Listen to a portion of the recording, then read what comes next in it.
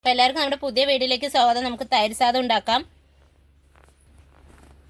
തൈര് സാദം ഉണ്ടാക്കാൻ എന്താ ചോറ് വേവിച്ച് വെച്ചിട്ടുണ്ട്. ഒന്ന് നന്നായി വേവിച്ചിട്ട് കരണ്ടി വെച്ച് ഒന്ന് ഉടച്ചെടുക്കുക. പിന്നെ വറുത്തിടെ ഒരു സ്പൂൺ ഉഴുന്ന്, ഒരു സ്പൂൺ കടലപ്പരിപ്പ്, ഒരു സ്പൂൺ നിലക്കടല, ഒരു ചെറിയ കഷ്ണം ഇഞ്ചി ചതച്ചെടുത്തത്, 2 പച്ചമുളക് മുറിച്ചത്, കറിവേപ്പില. 1 ലിറ്റർ തൈര് എടുത്തിട്ടുണ്ട്, കട്ടത്തൈര്. എണ്ണ ചേർത്ത് കൊടുക്കാം, വെളിച്ചെണ്ണ. കടുക് ഇട്ട് കൊടുക്കാം, കറിവേപ്പില ഇട്ട് കൊടുക്കാം,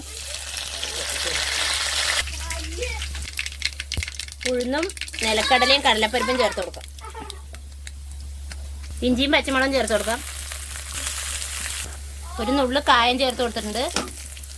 ചോറിലേക്ക് നമ്മൾ ചോറ് നന്നായി ആറിയതിന് ശേഷമാണ് തൈര് ചേർത്ത് കൊടുക്കുക. ഏകദേശം ചൂടാറിയിട്ടുണ്ട്. അതിലേക്ക് ആവശ്യത്തിനുള്ള ഉപ്പ് ചേർത്ത് കൊടുത്തിട്ടുണ്ട്. ഇനി തൈര് ചേർത്ത് കൊടുക്കുക. അധികം പുളിയില്ലാത്ത തൈര് എടുക്കുക. അപ്പോൾ അത് തൈര് ചേർത്ത് റെഡിയാക്കി വെച്ചിട്ടുണ്ട്. അതിലേക്ക് നമുക്ക് വറുത്തത് ഇട്ട് കൊടുക്കാം. അപ്പോൾ തൈര് സാധനം റെഡി ആയിട്ടുണ്ട്.